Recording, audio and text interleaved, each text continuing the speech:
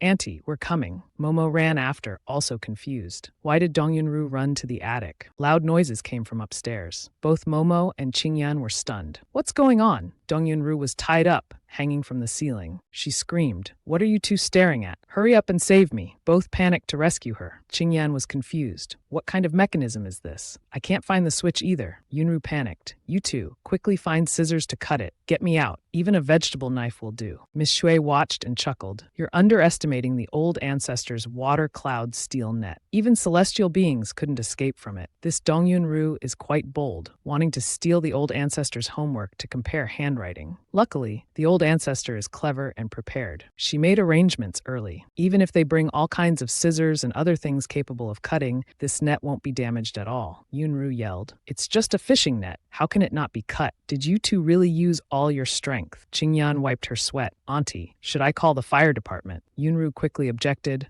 No, don't call the fire department. She thought to herself, this situation is no different from being caught as a thief. What's the difference? Moreover, this posture is already too embarrassing. I can't lose face anymore before the wedding. Suddenly, a voice came from outside the door. This fishing net of mine hasn't been used for a long time. I didn't expect it to catch not fish, but a person this time. Seeing Shi Yi, Qingyan was about to vent her anger. Bai Shi Yi, haven't you had enough fun? Quickly, let my aunt down. Also, how could you install such a dangerous thing? Don't you know this could kill someone? She smirked, thinking, the wicked create chaos in their hearts, aiming to shift the target, blaming others. She boldly replied, it's like a thief yelling, catch the thief. Sneaking into my room, did you want to be a thief? Qingyan hurriedly defended. Classmate Bai, what you did is very dangerous. I'm just trying to do what's best for you. She coldly replied, you're too noisy. Do you need me to help you shut up? Momo on the side was also extremely tense. Strange. Why does this phrase sound so familiar? It's like I've heard Bai Shi say it to me before. Moreover, I feel a sense of fear in my heart. Shi snapped her fingers, and Dong Yunru, who was hanging in midair, fell face first onto the ground. Qingyan rushed to help her. Auntie, are you all right? Seeing the marks all over Yunru's body, she shouted, What's happened to me? With these marks all over, how can I wear a wedding dress? How can I get married now? Shi Yi leisurely went to open the window curtains. Evidence of sneaking into someone else's room. That's right, even if you have surgery, you won't be able to erase those marks. Yunru was so angry she couldn't speak. She suddenly realized something wasn't right. Is she deliberately trying to provoke me? I came here today to clarify her relationship with Bai Suotian and resolve Dongshi's matter. I can't let her lead me by the nose. Yunru tried to put on a calm face. Classmate Bai Shiyi, I want to talk to you about the 400 million debt. Qingyan and classmate Bai Mo, could you step outside first? Momo was surprised. 400 million. Wait, so you came to my house actually to find Bai Shiyi. You two just pretended to come here to apologize. Bai Momo covered her face and ran out crying. Again, why is it always like this? Do you enjoy watching others tease me? Shiyi looked up at the ceiling. I clearly warned her already. Yunru continued, Bai Suo, so you really are Bai Suo, right? If you want 400 million, we can give it to you. Shiyi quickly interrupted. It's too late. The snow has already melted. If you took the warning from a month ago, ago by the old ancestor as a joke, then be prepared to face the consequences. The ancients said, when the emperor is angry, corpses litter the ground. Once the old ancestor is angry, living is worse than death. Yunru tried to salvage the situation. I know you're worried about Dongra. We can't pay you 400 million right now, but please consider how my mother helped you back then, not to mention our business cooperation back then. We gave you some shares. Can't you let this go? Shi repeated. Cooperation. Let it go. Seeing Shi's attitude, Yunru became flustered. Why is she reacting like this? Did I say something wrong? She continued. A woman focusing on her career and achieving great success. Of course, my mother's experiences will surely become legendary, and her perseverance is the guiding light for Dongxi and me to move forward. Shi Yi coldly replied. You really idolize your mother, don't you? In that era, a woman over 30, working hard to escape the mountains and make a fortune, becoming a famous female graduate of her time. She moved closer to Yunru and continued, do you want to know how Chen Meihua escaped from the mountains back then? How she got the capital to get rich? Yunru was both angry and frightened. You dare to call my mother by her name. She suddenly realized, wait, at 25, Baisuo still looks the same as before. Then what about at 35, 45? Just as she thought of this, she had already put a finger on Yunru's forehead. This is the era of that young girl. Understand. Could it be mother when she was young? Memories gradually unfolded in Yunru's mind. A young girl was desperately running away. Behind her were shouts, you bitch. I bought you with money. A group of men holding hoes chased after her. The leader shouted, trying to run. You slut, you have a man outside, don't you? Wait till I catch you. You're dead for sure. Yunru wanted to rush forward to stop them. Get away from my mother, but she couldn't participate in this memory at all. At this moment, Bai Shiyi returned from picking herbs. As she passed by, she heard screams for help. Little fairy, save me, she sighed. Bitter in the mouth but sweet in the heart, how troublesome. Come here. The young girl desperately ran towards Shiyi. So the one who saved my mother 45 years ago was you. And the business capital too, Shiyi interrupted. Correct. I lent her 10,000 yuan, with the promise that if she became rich later, she'd pay me back 100, 1,000 times over. Your mother kept her promise while she was alive. Even when she was gravely ill and near death, she didn't forget to instruct her descendants. Unfortunately, no one listened, so this debt has dragged on for 15 years. She slowly released her hand. Turning to look out the window, Miss Dong, now that we've clarified the grievances in this matter, tell me, if Chen Meihua in the underworld knew about this, how would she react when meeting her descendants? Hearing this, Dong Yunru suddenly felt guilty. Mother always repaid kindness with gratitude. She couldn't tolerate even a grain of sand in her eye. If she knew about this, she would surely regret giving birth to us. News articles were published one after another. Even official news bulletins reported. Dong Corporation has gone bankrupt. The debt amounts to over 1 billion. Miss Shui pulled her dress, eyes sparkling. That's right, old ancestor. Didn't you just go back to Cloudfrost Mountain to get something? Is there anything for Shui Bao? Shui Bao misses the fruits from the mountain. Shi Yi smiled. Shui Bao, I think you should be called Fat Bao instead. She snapped her fingers. A large bag immediately fell down. This bag is for you and the Bai family. I need the rest for other purposes. Chushe cheered and dove into the bag. Long live the old ancestor. Chushe picked out white radishes, but also dropped something in the process. What's this? Chushe then realized it was a stopper. The scent from the fake radish wafted out, making her dizzy. Chushe cried, Old ancestor, is this rat poison? What is it? That's rat-killing incense. She calmly replied, It's the blood of the fox I used to raise. I prepared it to change Duanshuki's soup.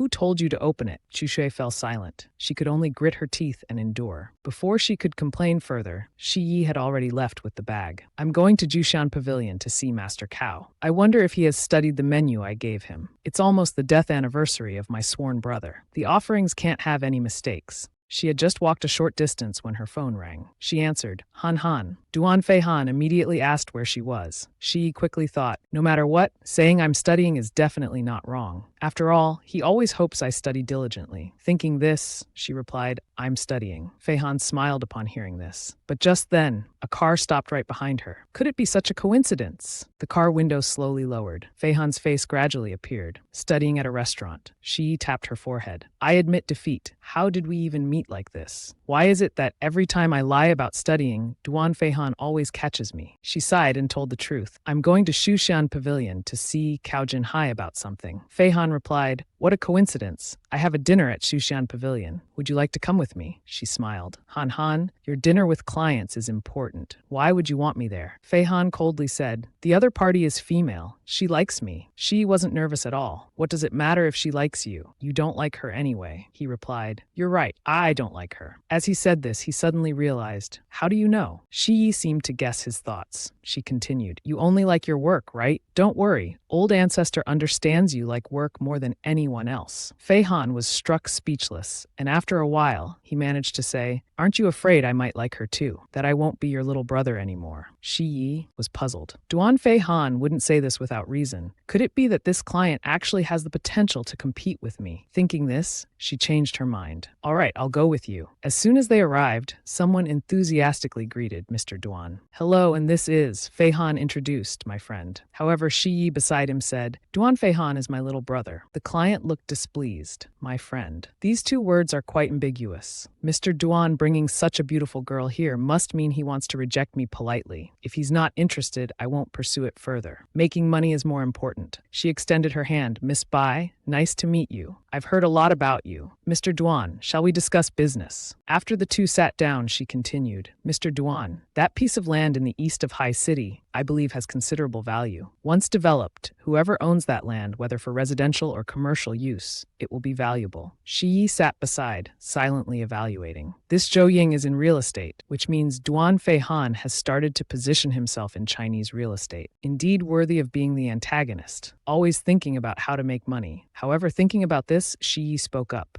Our Han Han won't be bidding on that land. Little Zhou, people died on that land. I advise you not to touch it. Hearing this, Zhou Ying became angry. Girl, you must be a high school student, right? Don't meddle in these matters. That land is being bid on by many businesses. Besides, which piece of land doesn't have deaths on it now? Many schools are built on cemeteries. Mr. Duan, I've sent you the documents. Please take a look. Duan Feihan raised his hand, indicating, no need. I won't bid on this land anymore. I suggest Ms. Zhou doesn't bid either. Zhou Ying panicked. Mr. Duan, if I may ask, did you suddenly change your mind because of Miss Bai's words? Feihan coldly nodded. Bai Shi Yi affectionately patted his head. Han Han is so obedient. Zhou Ying was fuming. Because of one word from a high school girl, Mr. Duan gave up on such a big business opportunity, handing it to others. Moreover, he answered as if it were natural. In ancient times, this would be called a fatuous ruler. Cao, Shifu had just finished preparing and arranging the dishes on the table. The fragrant aroma made the two disciples behind exclaim, smells so good. Both gave a thumbs up, indicating that Shifu was truly amazing. With just these few dishes, you could already be named a culinary god, making Master Cao proud of his skills, but he still humbly replied with a worried tone, you don't understand. These dishes are still a bit inferior to the menu. Then he rested his chin on his hand, worried. Thinking about how the appointment with Miss Bai was getting closer, what should he do? Suddenly, a female voice called out, Master Cao, I've come to see how you're doing with the menu I gave you. Do you need any help? It turned out to be Miss Bai, coming to check. This flustered him. He handed her a soup spoon to taste and stammered, Miss Bai, I've been staying up all night practicing cooking, but somehow it's still a bit off. He rubbed his head shyly, apologizing to Miss Bai. Perhaps for next week's party that you asked me to prepare, I won't be able to do it. The young lady tasted it, pondering the flavor. It was good, but still some distance away. Perhaps it's because of your ingredients. Disciple, he said anxiously, that's impossible. We get fresh vegetables every day. After hearing his disciple's answer, Miss Bai smiled inwardly, thinking, fool, fresh vegetables are no match for vegetables with spiritual energy from the ancient heavenly emperor era. And then she picked up a bag of shimmering vegetables and told Master Cao, this Sunday, I want all dishes made with these vegetables and meats. Master Cao took the bag of vegetables and hesitantly said, just one bag. How can this be enough for 28 dishes? You ordered. Miss Bai narrowed her eyes, smiling gently, telling little Cao not to worry. The vegetables here are enough. Then she left, but not before turning back to remind him once more, Sunday on time. Miss Bai left, leaving only one bag of vegetables to be made into 28 dishes, leaving everyone perplexed. Everyone froze. The disciple spoke up to ask the master, what should we do now? As Master Cao emptied the bag of vegetables, vegetables, one disciple said sarcastically, "If we can make 5 dishes from this bag, that would be great already." Suddenly, a fish, 2 fish, and a chicken emerged from the bag one after another, making the 3 of them pale and exclaim, "Oh, what's going on? This isn't a bag, it's clearly a bottomless pit. Master, have we encountered a spirit?" Master Cow gave him a heavenly punch, saying, "You're the spirit, you're the one who's seen a ghost. If she were a spirit, she would have eaten us by now." He then rolled up his sleeves, spirits high, and ordered loudly, "You guys quickly clean up this place. I'll cook a simple dish to see." Cow thought to himself, "Indeed, the ingredients Miss Bai brought and our ingredients are somehow different." A moment later, 2 plates of food with different ingredients were laid out. The 2 disciples' eyes lit up like stars in the sky, unable to control their drooling. Looking at the plate with Miss Bai's ingredients, they praised, "What is this? Why does it smell so good? I've never smelled vegetables this fragrant before." Each person took a bite to taste, continuously praising how delicious it was. "Oh my, it's so good. Can't explain why it's good, but it's really good." Eating and sobbing with praise because it was so delicious, Master. Could it be that your skills have improved? He rested his chin, thinking, then replied, "Stop flattering me. I know my own skills." As Miss Bai said, the taste difference is indeed due to the ingredients. That being said, I feel the vegetables Miss Bai brought are very fresh. Could these be the spirit herbs from novels? Although they look ordinary, they're so good because they absorb spiritual energy. Master Cow then thought, but if that's true, with Miss Bai providing so much meat and vegetables, what kind of person is she really? And that bottomless bag, could it be a celestial item? Suddenly, a hand unexpectedly grabbed the plate of food, startling him as he turned to ask, "Who?" The person replied while eating, "Dad, you're overthinking about cooking." "Oh, I'm your son, Bao Chao Yushu," Cao Yuhai exclaimed in shock. "My son isn't that tall." The son laughed and continued, "Dad, did you forget I went to see Dr. Bai for treatment? I've grown taller, but I'm still your son. I'm 1.8 meters tall now." He thought to himself, "At first, I thought Miss Bai's offer to help Yushu grow taller was just an excuse. In reality, she wanted to meet me to pass on recipes. It turns out both were true. He must have grown at least 20 centimeters." An old man suddenly rushed by like a gust of wind, interrupting the conversation between father and son. He rushed over with a joyful, happy expression, holding spiritual herbs in his hand. Master Cow quickly snatched back the cucumber and asked, "Who are you?" "This is the kitchen. Guests aren't allowed in." Immediately, a waiter ran in. Seeing Master Cow's angry expression, he intervened. "Master Cow, please don't offend this master. He's a renowned monk from the mountain with powerful spells. He's very famous in high society." He replied irritably, "A mountain monk. Even so, he can't just enter my kitchen as he pleases." The old man still held on to the cucumber. He adjusted his tone and apologized. "I just smelled a faint spiritual energy. I couldn't control myself for a moment. I'll buy all these vegetables. Name your price. Consider it a gesture of friendship." The two struggled over the cucumber until the old man's face turned purple. He then said, "Master Cow, if you don't want to sell them all, I don't need that many. Just 1 cucumber, is that okay?" He thought to himself, normally it would be good to befriend such a famous person, but these vegetables are crucial for my breakthrough. Besides, Miss Bai brought these vegetables. Next Sunday, I'm still waiting to see how it goes. Suddenly, a light bulb went off in his head. He got it, he broke the cucumber in half and gave the master 1/2. The old man took the half cucumber, feeling satisfied. "Never seen anyone so stingy in my life. Asked for 1 cucumber and only got half. But this is a genuine spiritual herb. I've found a real treasure this time." He contentedly chirped and cheered. This made the people around discuss, thinking the old man was crazy. Half a cucumber considered a treasure. Someone said, "You don't understand. There must be a hidden meaning. These old guys are into new trends now, playing with cucumbers." After Fei Han and Bai Shuoyu saw Zhou Ying off to her car, Bai Shuoyu moved closer to Fei Han and whispered smugly, "I originally thought Zhou Ying had enough good projects to compete with me for the top position. The result is a bit disappointing." Then she pointed at Fei Han with a sulky tone. "Han Han, did you know this all along? Were you deliberately provoking me earlier?" He replied, "It was just an excuse to invite you to dinner." He suddenly remembered something, making his face turn red. Embarrassed, he avoided her eyes and asked, "This weekend is my father's wedding with Dong Yun. They'll probably send an invitation to the Bai family. Will you come?" Bai Shuoyu flatly refused. "No, at most I'll just send a gift." She thought to herself, if the progress of brewing Madame Meng's soup goes well, moreover, if I really go, Dong Yunru might be scared to death. Right now, what she's most worried about is Bai Suo showing up and ruining things, right? Fei Han turned to look at her sympathetically, because he thought, that's right, it's best if she doesn't attend my father's wedding, but I still somewhat don't want my elder brother to meet her like this. He coughed a few times and pretended to ask, do you have other plans that day? Bai Shuoyu also made up an excuse. That's right, that day is a death anniversary. I go to pay respects every year. She suddenly remembered something from the past. Oh right, the peach blossom wine I brewed. Han Han, are you interested in trying it? He angrily glared at her, thinking the peach blossoms stripped from his tree were used to brew wine for offering to another man. He sulkily replied with a tone of disgust, I'm not interested. This confused her. Why would he refuse? He answered, no reason. I'll take you home. Bai Shuoyu tried hard to explain. Actually, the taste of peach blossom wine is very good. The peach trees in your estate are also well nurtured. The flavor of the brewed flower petals is even better. The scene changes to a conversation between Yunru and Qing Han's father, who are worried about the wedding. Tears streamed down his face. Yunru, surely nothing will go wrong with the wedding, right? Thinking to himself, now our family can only hope for you and Duan Ran. On the other hand, the head of the Dong family was also worried. That's right, the Duan family cares about face. They certainly won't look kindly on in-laws who have fallen so low. As long as you can successfully marry into the Duan family, our Dong family will still have a chance to rise again. Yunru resolved to reassure everyone, don't worry, this wedding will definitely be successful, whether for the Dong family or for myself. The current difficulties are only temporary. Hearing Yunru's comforting words, the Dong family felt relieved and told everyone not to be gloomy anymore. Think about your mother. She came from the mountains. Under such difficult circumstances, she was still able to make money and get rich. Now we're at least better off than she was back then, right?